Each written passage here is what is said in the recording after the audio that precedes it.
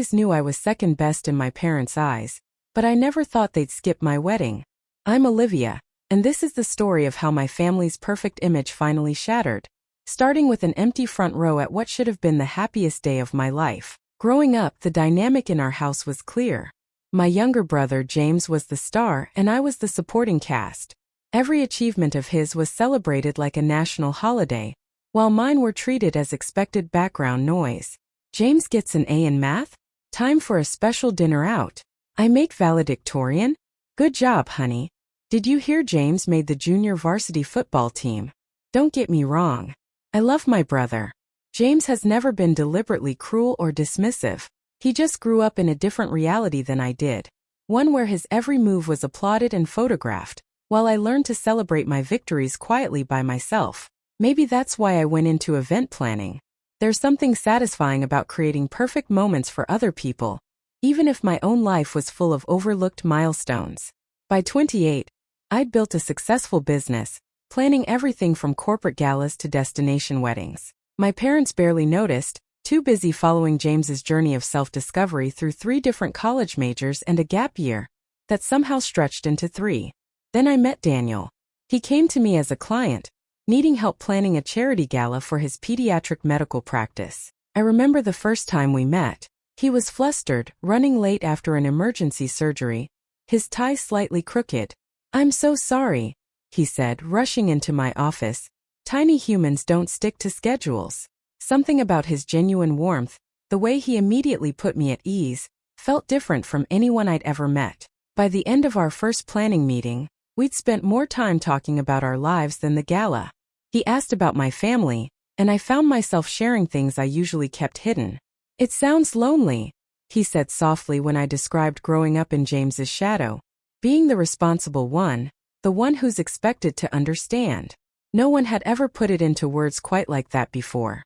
Our professional relationship quickly turned personal. Within 6 months we were dating. Within a year we were living together. Daniel really saw me in a way my family never had. He celebrated my successes, supported my dreams, and most importantly, made me feel like I mattered. When he proposed, it was perfect in its simplicity. No grand gestures or elaborate schemes, though I'd planned enough of those for clients. Just a quiet evening at home after I'd had a particularly stressful day with a bridezilla client. "You know what I was thinking?" he said as we sat on our balcony sharing takeout. "You spend so much time making other people's special moments perfect. Maybe it's time someone did that for you." He pulled out a ring, his grandmother's vintage sapphire reset in a modern setting. Before he could even finish his speech, I was saying yes through happy tears. The next day, I called my parents to share the news. Mom answered on the 4th ring, sounding distracted. "Oh, honey, that's wonderful," she said, in the same tone she used when I told her about my business success. "But listen, can I call you back? James just got some exciting news too. He's finally decided to graduate." My brother at 25 had spent 7 years in college, changing majors like most people change clothes. Apparently, he'd finally accumulated enough credits in various subjects to qualify for a degree. "That's great, Mom," I said, trying to keep the hurt out of my voice. "But about the wedding?" "We'll talk soon, sweetie. James needs help planning his graduation party. Such a big achievement for him. You know how much he struggled to find his path." I hung up, feeling deflated. Daniel found me staring at my phone. "They don't deserve you," he said simply, pulling me into a hug. I threw myself into wedding planning, determined to create the perfect day. As one of the top event planners in the city, I had access to the best vendors, the most beautiful venues. We chose a date in late May, a Saturday when the weather would be perfect for our garden ceremony. May 20th, I told my parents over dinner 6 months before the wedding. "I've already sent you the save the dates." Mom's fork clattered against her plate. "Oh no." "What?" I looked between them, a familiar sense of dread building in my stomach. "That's James's graduation weekend," Dad said. "He's finally getting his degree. And the ceremony is that Saturday morning." "But the wedding's at 4 p.m., I stammered. "You could do both." "Honey," Mom cut in, using her be reasonable voice. "The graduation is in Boston. We need to be there to help James prepare, attend the ceremony, and of course there's the celebration after. We can't possibly make it back in time." Then come to the wedding instead, I said, hating how small my voice sounded. It's my wedding day. Dad shook his head. This is a huge moment for James. He's worked so hard for this degree. You understand, don't you? You're so good at handling things on your own. There it was. The familiar refrain. Good, responsible Olivia, who always understands, who never makes waves, who plans everyone else's perfect moments while her own fade into the background. Can't James walk in a different ceremony? I asked. Most universities have multiple graduation dates. We can't ask him to do that, Mom said firmly. This is his moment. He's so excited about graduating with his friends. And you know how he struggles with change. I looked at James, who was staring at his plate, unusually quiet. What do you think, James? I asked directly. He glanced up, then quickly looked away. I mean, I've worked really hard for this. And I haven't. The words came out sharper than I intended. I haven't worked hard building my business, creating a life, finding someone who loves me? That's different, Mom said dismissively. You've always been the capable one. James needs us there for support. I stood up, my chair scraping against the floor. And I don't? It's my wedding day. Be reasonable, Olivia, Dad sighed. There will be plenty of people at your wedding. James's graduation is more important right now. More important. The words hung in the air like poison. I left dinner early that night, driving home through tears. Daniel was waiting, and one look at my face told him everything. They're not coming, are they? I shook my head, collapsing into his arms. Then we'll make it so spectacular they'll regret missing it for the rest of their lives, he said firmly. Looking up at him, at his kind face and worried eyes, I felt something shift inside me. All my life I'd accepted being second best, being the one who understood, who gave way, who compromised. But not this time. Not my wedding day. Yes, I said slowly, a plan already forming in my mind. Yes, we will. What my family didn't know was that being the city's top event planner meant I had connections. Lots of them. And I was about to use every single one to create an event that they'd never forget missing. They thought James's graduation was more important? Fine. I'd show them exactly what they were choosing to pass up. The morning after that disastrous dinner, I sat in my office staring at my extensive contact list. Years of planning other people's perfect moments had earned me favors with the best vendors in the business. Now it was time to call them in. First call, Marco, the city's most sought-after florist. Darling, he answered on the first ring. Tell me you're not canceling next month's Henderson wedding. Actually, Marco, this is about my wedding. There was a pause. Your wedding? The one you're planning yourself? Olivia, mi amore, I thought we talked about this. You know the saying about doctors making the worst patients. Things have changed, I said, my voice steady. My parents won't be attending. They're choosing my brother's college graduation instead. The silence on the other end was deafening. Marco had done the flowers for my brother's last 3 graduation parties, the one celebrating his switching majors to psychology, then business, then communications. Those bastardos, he finally breathed. What do you need? Everything. I want people to walk in and forget how to breathe. I could practically hear him rubbing his hands together. The garden concept we discussed but elevated. Crystal-draped trees, floating flowers, illuminated pathways. We'll make the Queen of England's wedding look like a backyard barbecue. Next on my list, Philip, the French pastry chef who normally had a 3-year waiting list. Ma chérie, he cooed when I explained the situation. Say no more. I will create something so spectacular, your parents will weep when they see the photos. 6 tiers minimum. Hand-painted sugar flowers, gold leaf, the works. And for the groom's cake. Daniel loves astronomy, I offered. Perfect.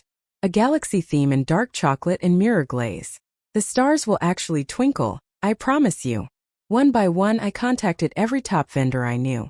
Charlot, the lighting designer who'd worked on Olympic ceremonies. Jean, the photographer who shot for Vogue.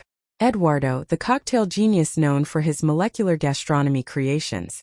Each one listened to my story and each one promised to outdo themselves. No budget constraints, I told them all. I've been saving for this my whole life. It was true. While my parents poured money into James's ever-changing college career, I'd been quietly building my nest egg. Now it would all go toward creating something unforgettable. When Daniel came home that evening, he found me surrounded by mood boards and sample books. "Should I be worried?" he asked, only half joking. I showed him Philip's cake design. His eyes widened at the rotating galaxy tier. "Okay, that's amazing. But Liv, you don't have to do all this just because of them." "I'm not," I said, realizing as I spoke that it was true. "I'm doing it for us. For once in my life, I'm going to create my own perfect moment, not someone else's." He kissed my forehead. "As long as you still show up to marry me, the rest is just details." But the details were everything. Over the next few months, I threw myself into planning with an intensity that surprised even me. The garden venue was transformed into an ethereal wonderland. Marco's team created a canopy of crystal-draped cherry blossom trees that would light up as the sun set. Charlot designed a lighting system that would make the entire garden seem to glow from within. The invitations alone were works of art, hand-calligraphed on handmade paper with pressed flowers and gold leaf accents. I sent my parents' invitation via registered mail, requiring a signature. They needed to actively choose to reject it. When it came back with my mother's signature, I filed it away carefully, evidence of their choice. The RSVPs started pouring in.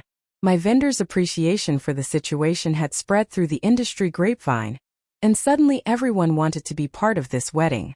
Celebrity photographers offered to second shoot for Jean. Award-winning musicians asked to perform at the ceremony. My mother called occasionally, always with the same message.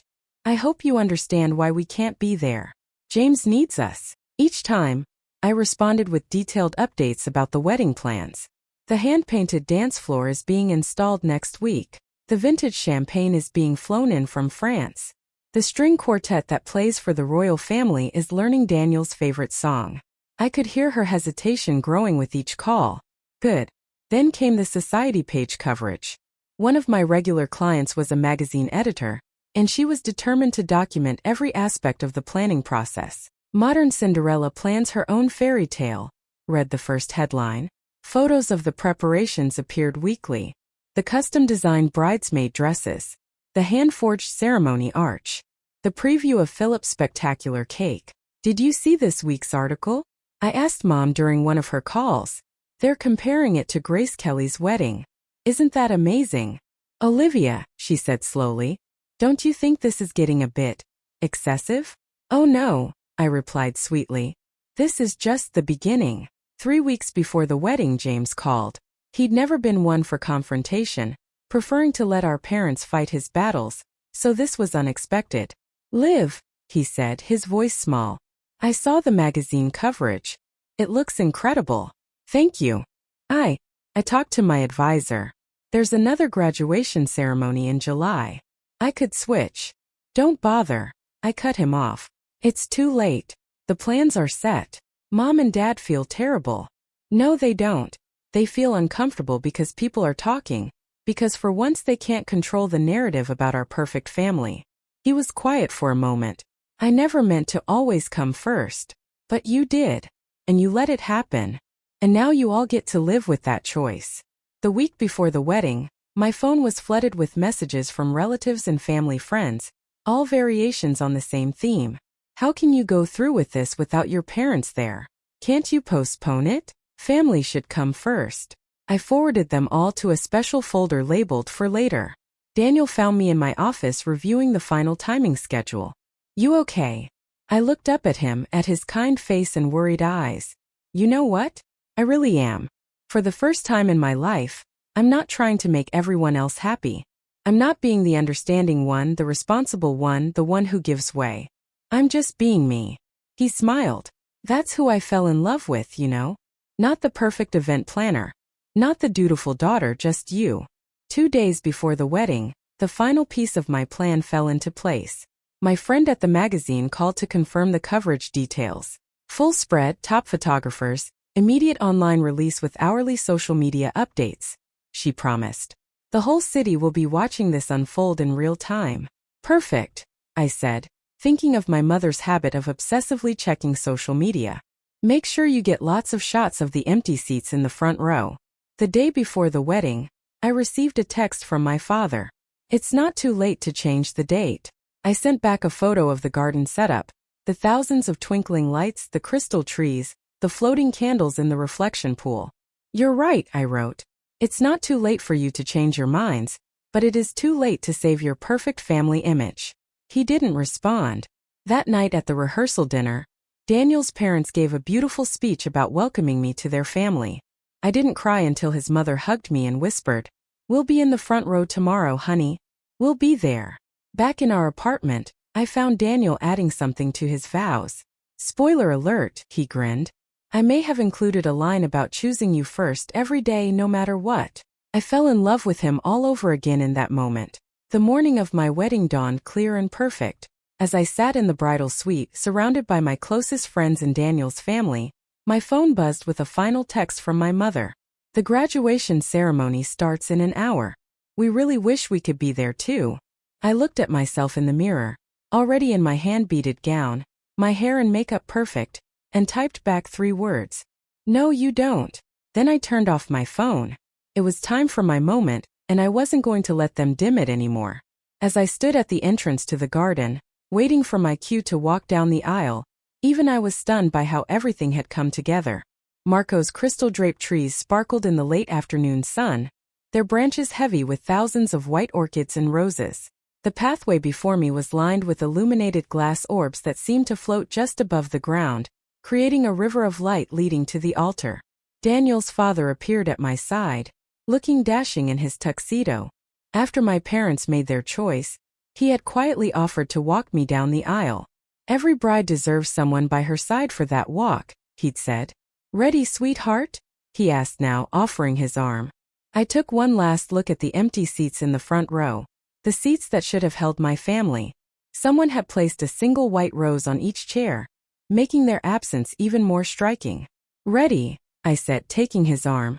The string quartet began playing their custom arrangement of 1,000 Years. Not the typical wedding version, but a haunting, ethereal adaptation that filled the garden like a spell. As we appeared at the end of the aisle, 400 guests rose to their feet, gasping audibly at the sight. I'd chosen a dress that would photograph spectacularly. A custom-designed masterpiece with a bodice covered in hand-sewn crystals that caught the light with every movement, creating the illusion that I was wrapped in starlight. The cathedral-length veil, edged with delicate lace that had taken artisans 3 months to create, floated behind me like a cloud. But it was Daniel's face that made me catch my breath. He stood at the altar, tears streaming unashamedly down his cheeks, looking at me like I was every star in the sky. In that moment, I forgot about my parents' empty seats, forgot about revenge and perfect moments in society page coverage. All I could see was him. The ceremony was everything we'd planned and more. As we exchanged our vows under an arch of floating candles and cascading flowers, Charlot's lighting design shifted subtly, bathing us in a warm golden glow that made everything feel dreamlike. Jin's cameras clicked constantly, capturing every perfect detail. "I choose you," Daniel said in his vows, his voice carrying clearly across the hushed garden. "I choose you first every day above all others. I choose you when it's easy and when it's hard. I choose you when the whole world tells us we're wrong. I choose you, Olivia, forever." I saw his mother dab at her eyes in the front row, right where she promised she'd be. The reception was a masterpiece of timing and spectacle. As the sun set, thousands of tiny lights hidden throughout the garden began to twinkle on, transforming the space into an enchanted forest. Philip's cake was unveiled to audible gasps. 6 tiers of hand-painted sugar flowers and gold leaf with that magical rotating galaxy tier that actually seemed to contain its own universe. Eduardo's signature cocktails changed color as they were poured, each one telling its own story. The dance floor, hand-painted with a design that echoed the stars in my dress, lit up in patterns that followed the dancers' movements. Every detail was captured, photographed, documented, and immediately shared across social media platforms. I knew my mother would be obsessively checking her phone during James's graduation celebration. I imagined her watching the spectacle unfold in real time, seeing what she'd chosen to miss. The magazine's social media team was doing an exceptional job, posting stunning photo after stunning photo, each one more magical than the last. At midnight, just as the party was hitting its peak, my phone buzzed with a text from James. "Mom's been crying for hours. The graduation party is ruined. This isn't what I wanted." I handed the phone to Daniel without reading the message. "Deal with this for me?" He nodded, tucking the phone away. This was my moment and I wasn't going to let them intrude on it anymore. The night ended with a spectacular drone light show. Hundreds of tiny drones creating constellations and moving images above the garden, culminating in a recreation of Daniel and me dancing under a canopy of stars. As the last formation dissolved into the night sky, he pulled me close. "Was it everything you wanted?" he whispered. I looked around at the magical world we'd created, at the joy on our friends' faces, at the evidence of a love so strong it could illuminate the darkness. "More," I whispered back. "So much more." The next morning, as Daniel and I prepared to leave for our honeymoon, the magazine's coverage was already going viral. "Wedding of the century," the headlines proclaimed. "Event planners' dream wedding sets new standards." Photos of the empty front row chairs with their solitary roses were featured prominently, with captions that told the story of parents who chose to skip the most spectacular wedding the city has ever seen for a college graduation. The society pages were brutal in their commentary. In an era where family values are supposedly paramount, one columnist wrote, "What does it say when parents choose to miss this once-in-a-lifetime celebration? One can only imagine the regret they must feel watching these incredible images from afar." My parents' social circle was merciless. Their phones were flooded with messages from friends and acquaintances, all expressing variations of shocked disbelief. "How could you miss this? What were you thinking? Your own daughter's wedding?" Their carefully cultivated image of the perfect family was shattered. No one wanted to hear about James's graduation. Not when they could talk about the wedding that looked like it came straight from a fairy tale, the wedding her own parents chose to miss. My mother tried calling repeatedly as Daniel and I boarded our flight to Bali. I let each call go to voicemail, saving them in that special folder labeled, "For later." "Olivia, please," she begged in one message. "We made a terrible mistake. We should have been there. Please call us." "The photos are incredible," James said in his message. "I should have switched ceremonies. I'm so sorry. We didn't realize." Dad's voice cracked in his message. "We didn't know it would be like this." But that was the point, wasn't it? They never realized, never knew, never saw me. They'd spent so many years looking past me, choosing James, assuming I would understand and accept and give way. They never imagined I could create something so spectacular, something they'd regret missing for the rest of their lives. 2 weeks later, lounging on a beach in Bali, I finally read through all their messages. There were hundreds of them, each one more desperate than the last. The full impact of what they'd missed was hitting them hard. "Should we invite them to the reception we're having when we get back?" Daniel asked, watching me scroll through the messages. I thought about it for a moment, then shook my head. "No. They made their choice. Now they get to live with it. You're not worried about burning bridges?" "They burned the bridge," I said quietly. "I just showed them what was on the other side." When we returned from our honeymoon, another surprise awaited me. Inquiries had been pouring into my business. Everyone wanted the mastermind behind that wedding to plan their events. My company's waitlist had tripled in length, with clients willing to pay premium prices just to secure a spot. The biggest surprise came when Elegant Celebrations magazine named me Event Planner of the Year, featuring our wedding on their cover with the headline, "How One Woman Turned Personal Heartbreak into the Wedding of the Decade." The irony wasn't lost on me. My parents' absence had become the centerpiece of my professional triumph. James tried reaching out directly, showing up at my office one afternoon looking disheveled and apologetic. "Mom and Dad are devastated," he said, fidgeting in one of my client chairs. "Dad barely leaves his study. Mom cries whenever she sees wedding photos on social media. Their friends are still talking about it." "And you?" I asked, keeping my voice neutral. "How was graduation?" He looked down. "Honestly, it was awful. Mom spent the whole time checking her phone, gasping every time a new photo of your wedding appeared online. Dad kept making excuses to people who asked why they weren't at your wedding instead. By the time they called my name to walk across the stage, Mom was sobbing so hard they thought something terrible had happened." "Something terrible did happen," I said evenly. "They chose wrong." "I know that now," he admitted. "I should have insisted they go to your wedding. I should have walked at the July ceremony. I never thought." "That's exactly it, James. You never thought. None of you did. You just assumed that reliable Olivia would understand, would accept, would give way, like always. He nodded miserably. They want to make amends. They're talking about throwing you a massive reception, inviting everyone, making a public apology. I laughed, the sound hollow even to my own ears. Of course they are. It's not about me, it's about fixing their image. No thanks. What can we do then? He asked, a desperate edge to his voice. I looked at him, really looked at him, for perhaps the first time in years. My little brother, the golden child who'd never had to try, never had to earn his place, never had to wonder if he mattered. He looked smaller somehow, diminished by the weight of finally understanding what we'd all lost. Live with it, I said, not unkindly. Just like I've had to live with being second best my entire life. 6 months later, I won Event Planner of the Year for my own wedding. The photos were featured in every major wedding magazine, each one highlighting the stunning details, the magical atmosphere, and yes, those empty seats in the front row. My parents tried to make amends. They sent gifts, letters, tearful voicemails. James switched to part-time studies and moved back home, his own perfect son image tarnished by the backlash. Their social life became awkward, every event a reminder of the wedding they chose to miss. You could forgive them, Daniel suggested one night, watching me delete another series of apologetic texts. I could, I agreed. But you know what? I don't want to. For once in my life, I'm not being the understanding one. I'm not smoothing things over or making excuses for them. They chose James's 5th graduation over my wedding. They can live with that choice forever.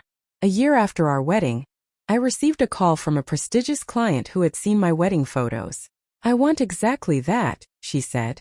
That level of magic, that attention to detail. Money is no object. As I began planning her event, I realized something. My wedding hadn't just been about revenge. It had been about finally stepping into my own light, about creating something spectacular without dimming it to make others comfortable.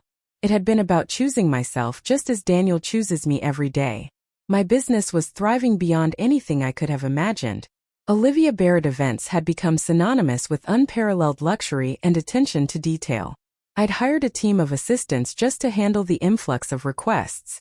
Magazines regularly featured my work. Celebrities sought me out for their most important celebrations. Success, it seemed, was the best revenge of all. But success came with its own price. I found myself working longer hours, pushing for greater perfection with each event. The spectacular had become my standard, and I couldn't deliver anything less. You're doing it again, Daniel observed one night, finding me at my desk at 2 a.m., obsessing over lighting diagrams for an upcoming gala. Doing what? Creating a moment so perfect no one can look away. He sat beside me, gently closing my laptop. But who are you still trying to impress? The question hit harder than I expected. Who was I trying to impress? My parents who'd made their choice. The society pages that had vindicated me? Myself? I don't know, I admitted. I just know I can't stop. Daniel took my hands in his. You proved your point. You created the wedding of the century. You showed everyone exactly what your parents chose to miss. But at some point, you have to decide if you're going to let their mistake define the rest of your life. I looked away, uncomfortable with how accurately he'd named the restlessness that had been growing within me. My revenge had been perfect, too perfect perhaps. The empty chairs in the front row had become my signature, my brand, my story. In business terms, it had been brilliantly successful. But personally, I wasn't sure anymore. 2 weeks later, my mother appeared at my office. She'd lost weight, and her usually perfect appearance seemed slightly disheveled. Hair not quite as polished, makeup not as precisely applied. 5 minutes, she said before I could object. Please. Against my better judgment, I nodded for her to sit. I won't ask for forgiveness, she began, surprising me. I don't deserve it. What we did was unforgivable. I remained silent, waiting. But I want you to know that we understand now. We see what we did to you, not just missing your wedding but all of it. The years of treating James like he was special and you like you were expected. She swallowed hard. We took you for granted because you were strong, because you didn't need us the way he did. At least that's what we told ourselves. I felt something crack inside me, a hairline fracture in the wall I'd built. Do you know what I realize now? She continued. You needed us just as much. You just learned early on that we weren't going to be there for you the way we were for him. So you stopped asking, stopped expecting. You became self-sufficient because you had to. I blinked rapidly, fighting back unexpected tears. I'm not here to fix things, she said quietly. I don't think they can be fixed. I just wanted you to know that we see it now. We see you. Too late, but we see you. She stood to leave, placing a small box on my desk.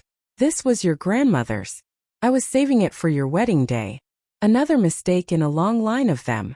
After she left, I opened the box with trembling hands. Inside was my grandmother's pearl bracelet, the one I'd admired as a child, the one she'd promised would be mine someday. Next to it was a handwritten note in my grandmother's spidery handwriting. For Olivia, the quiet strength of our family. Wear these on your wedding day, and know that true beauty lies in how you rise through adversity. I closed the box carefully, a strange emptiness settling where my anger had been. The revenge that had fueled me for so long suddenly felt hollow, a Pyrrhic victory that had cost more than I'd realized. That night I showed Daniel the bracelet and the note. What are you thinking? He asked gently. I'm thinking that I'm tired, I admitted. Tired of carrying this weight. Tired of letting their mistake define me. Tired of perfect moments that aren't actually making me happy. He pulled me close. So what now? I didn't have an answer yet, but for the first time in a long time I felt ready to find one. 3 weeks after my mother's unexpected visit, I found myself standing outside my parents' house, a place I hadn't been in nearly 2 years. The garden was less manicured than I remembered, the paint on the shutters slightly faded. Small signs that things had changed. I rang the doorbell before I could lose my nerve. My father answered, freezing momentarily when he saw me. He looked older, the lines around his eyes deeper, his shoulders slightly stooped. Olivia, he breathed, my name a prayer and a question all at once. Is Mom home? I asked, my voice steadier than I felt. He nodded wordlessly, stepping aside to let me in. The house smelled the same, Mom's signature potpourri, fresh coffee, the faint mustiness of old books from Dad's study. But it felt different. Family photos that once dominated the walls had been rearranged. I noticed with a start that many of my wedding photos, professional shots that had appeared in magazines, now hung prominently in the living room, alongside the empty front row images that had so thoroughly documented their absence. Mom emerged from the kitchen, wiping her hands on a dish towel, stopping short when she saw me. I got your message, I said simply. The one you left at my office. About seeing me now. She nodded slowly, afraid to hope. I'm not here to forgive you, I continued. I'm not sure I ever can completely. But I'm tired of letting that day define all of us. Would you like some tea? She asked, her voice small. It was such a normal question, so domestic and ordinary after everything that had happened. I found myself nodding. We sat in the kitchen, that familiar space where I'd grown up watching my mother fuss over James's favorite meals while I learned to make my own. The silence stretched between us, years of unspoken hurts and missed connections. James moved out, Dad finally said. Got a job in Chicago. Says he needs to learn to stand on his own 2 feet. Good for him, I said, and meant it. We see now what we did, Mom added quietly. Not just the wedding but all of it. How we made you the responsible one. The one who didn't need attention or celebration. I did need it, I said, my voice catching. I just learned not to expect it. We know, Dad nodded, his eyes wet. God, we know that now. I took a deep breath. I'm not here to rehash the past. I'm here because I realized something. My wedding was the most perfect day of my life, and you weren't there. And that will always be true. But I don't want to keep building my life around your absence. I don't want my success to be defined by your failure. My mother's hands trembled around her teacup. We don't deserve a second chance. This isn't about what you deserve, I said honestly. It's about what I need. And I need to move forward without this weight. What does that mean? Dad asked cautiously. I considered the question. What did moving forward look like? Not forgiveness exactly. The empty chairs at my wedding would always be a fact of our family history. But perhaps something else was possible. It means we start small, I finally said. Maybe dinner once a month. No pressure, no grand gestures trying to make up for the past. Just getting to know each other as the people we are now. Relief and something like hope flickered across their faces. We'd like that, Mom said softly. Very much. As I was leaving, I noticed a photo I hadn't seen before. It was me at my wedding, walking down the aisle on Daniel's father's arm, my face radiant with joy despite the empty front row. Beside it, intentionally placed, was a family photo from years ago, me at my high school graduation, standing slightly apart while my parents beamed at James in his baseball uniform.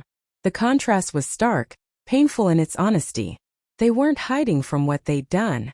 "We look at these every day," Dad said quietly, following my gaze, "to remember what we lost and why."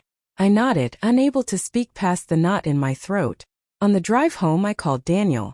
"How did it go?" he asked. "I'm not sure yet," I answered truthfully. "But I think I might be ready to plan that reception you mentioned. Not for them, for us. A celebration of where we are now, not where we were then." "I like the sound of that," he said warmly. The reception took place 6 months later, on our second anniversary. It wasn't the spectacle our wedding had been: no crystal trees or hand-painted dance floors, no viral social media coverage or society page write-ups. Just a beautiful, intimate gathering in the garden of our new home, with the people who truly mattered to us. My parents came, standing awkwardly at first, clearly uncertain of their welcome. I'd seated them in the second row, not front and center but present, acknowledged. James flew in from Chicago, bringing his new girlfriend, a serious-eyed doctor who seemed to ground him in ways I'd never seen before. "Nice place," he said during the cocktail hour, gesturing around our garden. "Daniel said you designed it yourself." "I did," I nodded. "It's been therapeutic, creating something beautiful just because it makes me happy, not to impress anyone." He studied me for a moment. "You seem different." "I am different. We all are." "For what it's worth," he said hesitantly, "I'm sorry. Not just for the wedding but for everything before it. For never seeing how it all affected you." "I know," I said, and was surprised to realize I meant it. The highlight of the evening came during Daniel's toast. He stood in our garden, glasses raised as the setting sun painted everything in gold. 2 years ago, Olivia and I made vows to each other in a wedding that people still talk about," he began. "A perfect day in many ways, but also a day marked by absence. Today we're celebrating not just our marriage, but the journey since then, the hard parts, the healing parts, all of it." He turned to look directly at me, his eyes full of the same love I'd seen at the altar. "Liv, you have always been extraordinary. Not because of how others see you, but because of who you are. The girl who learned to celebrate her own victories. The woman who built success from invisibility. My wife who creates beauty wherever she goes. I choose you today as I chose you then, not for the spectacular moments, but for all the quiet ones in between." I blinked back tears, the kind that heal rather than hurt. Later, as guests mingled under market lights strung through the trees, I found myself alone with my mother near the dessert table. "This is lovely," she said, gesturing to the simple but elegant setup. "Different from the wedding but beautiful in its own way." "That's the point," I replied. "I'm learning there are different kinds of perfect." She hesitated, then reached into her purse, pulling out a small velvet pouch. "I brought something. You don't have to accept it." Inside was my grandmother's pearl bracelet, the one she'd shown me in her office. "I thought maybe you could have a photo with it," she suggested tentatively, "since you didn't get to wear it at your wedding." I looked at the bracelet gleaming softly in the evening light, at my mother's uncertain face, at the gathering of people who had come to celebrate not spectacle but substance. "I have a better idea," I said, holding out my wrist. "Help me put it on?" Her fingers trembled as she fastened the clasp, the weight of the pearls familiar and new all at once. "I'll never stop being sorry about that day," she whispered. "I know," I said, "and I may never fully forgive it, but maybe we can build something new anyway. Something imperfect but real." After everyone had gone, Daniel and I sat alone in our garden, the remnants of the party around us. Empty champagne glasses, scattered rose petals, the quiet aftermath of joy. "Penny, for your thoughts," he said, taking my hand. I looked around at the home we'd created, at the man who had chosen me first every day, at the pearl bracelet on my wrist. A link to the past but not a chain. "I was just thinking about perfect moments," I said.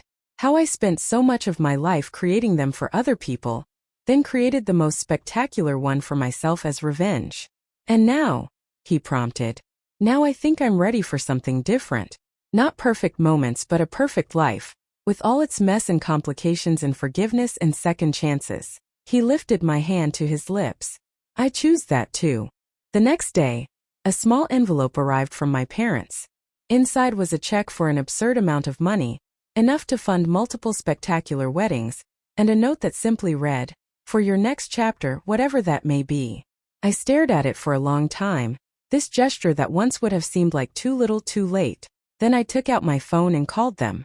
"Thank you for the check," I said when my father answered. "But I don't need it. Please, Olivia," he said, the desperation evident in his voice. "Let us do something."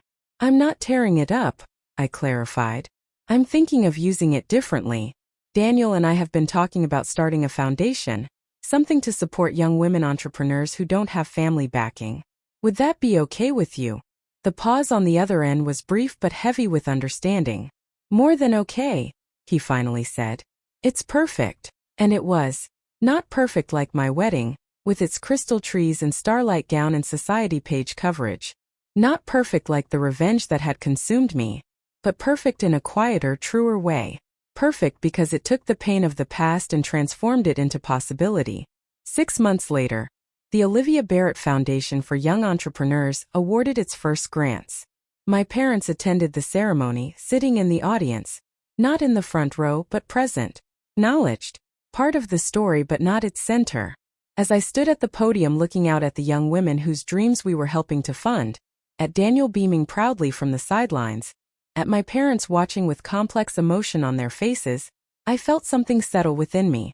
Some people say revenge is a dish best served cold, but I've learned it's also a meal that never quite satisfies, a hunger that can't be filled with spectacle or society pages or even the sweet taste of vindication.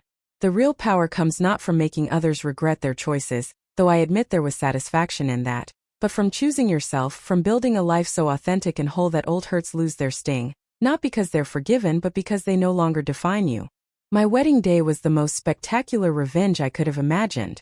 The empty front row told its own story, a story that will always be part of our family history. But it's not the end of the story. I am no longer the overlooked daughter, the reliable one, the one who gives way. I'm no longer defined by absence or spectacle or revenge. I'm simply Olivia, event planner extraordinaire, loving wife, reluctant daughter, emerging philanthropist, creator of my own perfect moments not because they're flawless but because they're authentically mine. And that, I've finally learned, is the best revenge of all.